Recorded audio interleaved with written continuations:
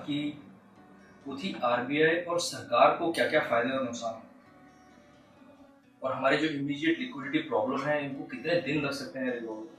But अगर हम देश की बात करें कि इससे देश को कितना फायदा हो और क्या कुछ ऐसे चैलेंजेस हैं जो कि शॉर्ट टर्म में थोड़ा प्रॉब्लम क्रिएट कर सकते हैं।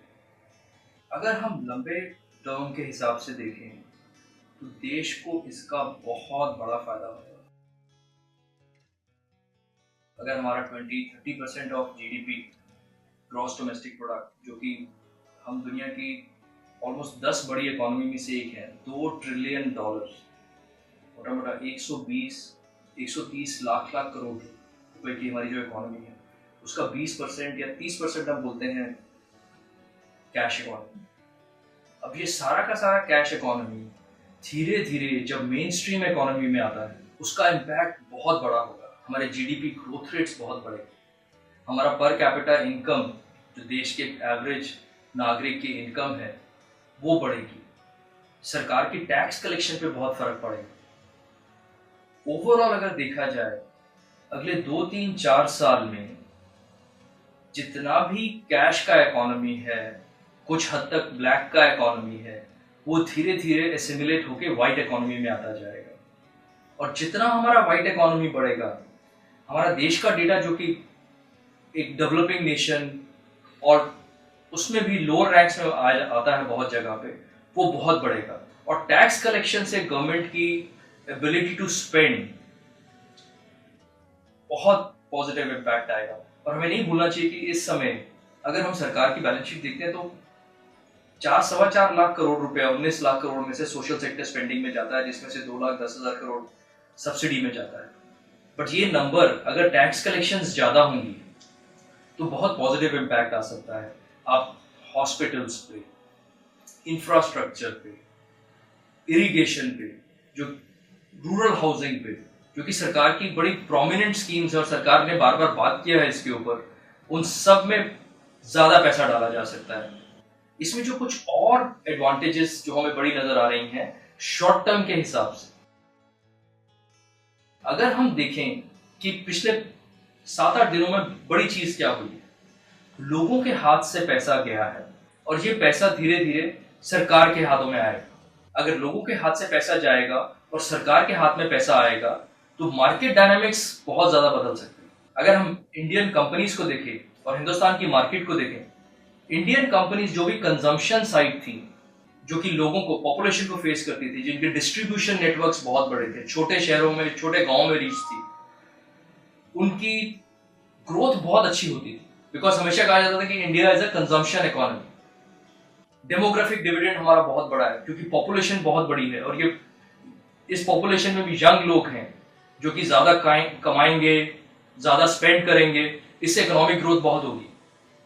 सो जितनी भी कंज्यूमर फेसिंग कंपनीज थी, रिटेल ड्रिवन कंपनीज थी, चाहे वो एफएमसीजी में हो, चाहे वो एनबीएफसीज हो, चाहे वो कंज्यूमर डिस्क्रिशनरी स्पेंड जैसे कि टेलीविजन, रेफ्रिजरेटर्स, इनमें हो, ये सब कंपनियों को बहुत फायदा होता था और बाजार इन कंपनियों को बहुत अच्छा मल्टीपल देता था।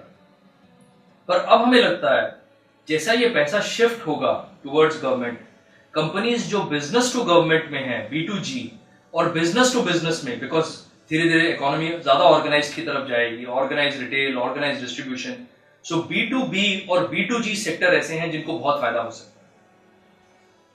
एंड जहां पे इंफ्रास्ट्रक्चर, जहां पे सरकार बहुत पैसा खर्च करती है, या जो ऑर्गेनाइज रिटेल है, उनके सेकेंड लेवल और थर्ड लेवल की कंपनियां जो कि ऑर्गेनाइज रिटेल को प्रोवाइड करती हैं, logistic services companies, courier companies, इन सेगमेंट्स के अंदर काफी ज्यादा फायदा होगा इस मूव का।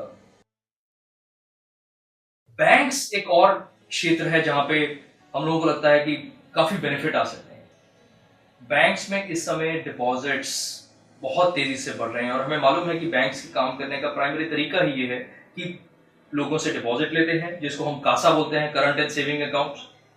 एंड ये लो कॉस्ट डिपॉजिट्स होते हैं, तो जिस बैंक के पास ज्यादा कासा होता है, मार्केट उस बैंक को ज्यादा वैल्यू करती है क्योंकि उसके पास प्रॉफिट्स बनाने के ज्यादा प्रावधान रहते हैं, ज्यादा अपॉर्चुनिटीज रहती हैं, बिकॉज मेरे पास ज्यादा बड़ा कासा बेस है जिसकी कॉस्ट बहुत कम है, 4-5-6% कॉस्ट रहती है।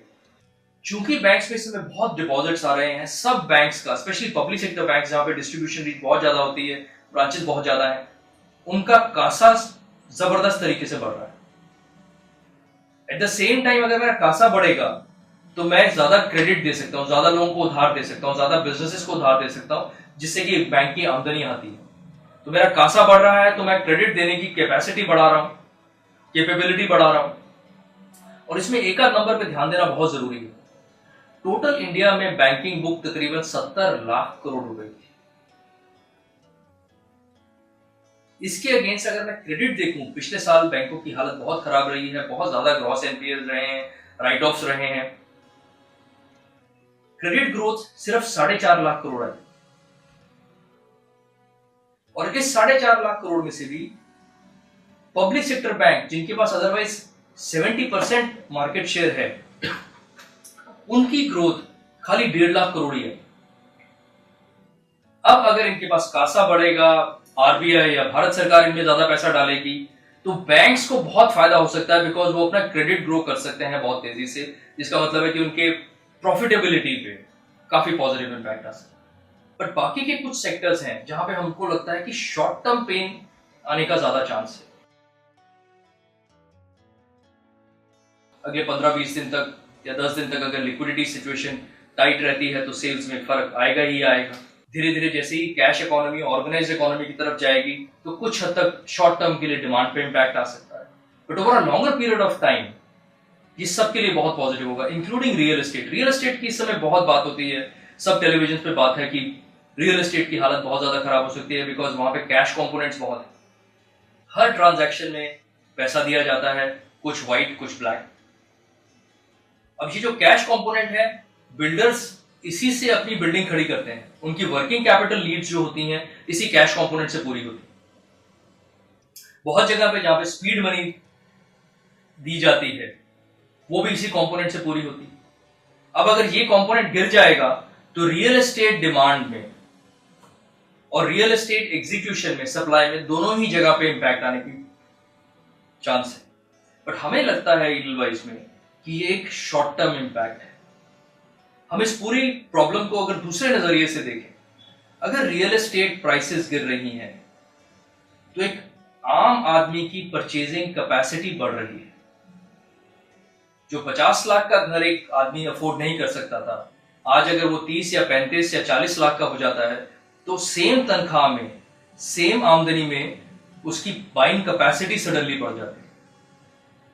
जो इंटरेस्ट रेट 8, 9, 10% पे चल रहे थे और मैं घर की ईएमआई नहीं दे पाता था एक 50 लाख रुपए के घर की, आज ना ही वो घर की कीमत कम हो रही है, बट चूंकि इंटरेस्ट रेट जोर से गिर रहे हैं, दोनों ही वजह से मेरी ईएमआई कम होती जा रही है। इसका मतलब है कि हाउसिंग में थोड़े से लैग के बाद बहुत अच्छा डिमांड आ सकता है, और इन सब फैक्टर्स की वजह से हाउसिंग फॉर ऑल जो गवर्नमेंट का नारा रहा है, उसके अंदर बहुत बड़ा इंपेटस मिल सकता है। इस समय दूसरा क्वेश्चन आता है कि बाजार में क्या किया गया। धीरे धीरे जैसे ये लिक्विडिटी प्रॉब्लम रिजॉल्व होता है, हमको लॉन्गर टर्म बेनिफिट्स क्लियरली नजर आएंगे। एंड लॉन्गर टर्म बेनिफिट्स के हिसाब से अगर देखा जाए तो इन्वेस्टमेंट अपॉर्चुनिटीज बहुत अट्रैक्टिव मिल सकती है across sectors. Banking and finance companies में तो है ही, सोशल सेक्टर स्पेंडिंग में। बट इन्वेस्टर्स को एक ही चीज का ध्यान रखना चाहिए कि इस समय ऐसे स्टॉक्स जो कि बहुत ज्यादा वैल्यूएशन पे हैं, बहुत ज्यादा पीई मल्टीपल पे हैं, जहां पे अगर आप कंज्यूमर फेसिंग थे, आपके रिटर्न ऑन इक्विटी कम थे, रिटर्न ऑन कैपिटल कम थे, बट बाजार ने आपको बहुत बड़े बड़े मल्टीपल दिए थे, 30-30, 40-40, 50-50 के पीई पे कंपनीज चलती थी, 3-3, 4-4 बुक वैल्यू के ऊपर एनबीएफसी ट्रेड होती थी। उन पर्टिकुलर सेगमेंट्स में थोड़ा रुकना, थोड़ा ठहर जाना जरूरी है। इस समय बहुत जरूरी है कि हम कोई ऐसा स्टॉक ना खरीदें जो कि बहुत एक्सपेंसिव हो वैल्यूएशन। बट अगर कोई लॉन्ग टर्म इन्वेस्टर है, अगले कुछ हफ्ते हमें बहुत इंटरेस्टिंग अपॉर्चुनिटीज देंगे ऐसी कंपनियों में शेयर खरीदने की जिनके बिजनेस मॉडल्स अच्छे हैं, जिनके लॉन्ग टर्म प्रोस्पेक्ट्स बहुत अच्छे हैं। ये उन सेक्टर्स में रहेंगे जो एक्सपोर्ट ओरिएंटेड है, जिनका डोमेस्टिक इकोनॉमी से इम्पैक्ट बहुत ज्यादा नहीं। ये उन सेक्टर्स में रहेंगे जहां पे गवर्नमेंट स्पेंडिंग, जो हमने बात किया B2G एंड B2B, ज्यादा है। मैं बस इतना ही कहना चाहूंगा कि लॉन्ग टर्म के हिसाब से ये डिसीजन देश के लिए बहुत अच्छा है। शॉर्ट टर्म में अगर कुछ स्ट्रेस रहे तो इन्वेस्टर्स को ये अपॉर्चुनिटी यूज करनी चाहिए to buy and invest in companies जो कि हमको अच्छा रिटर्न, अच्छा पैसा बना के दे सकें अगले 3 से 4 साल। शुक्रिया।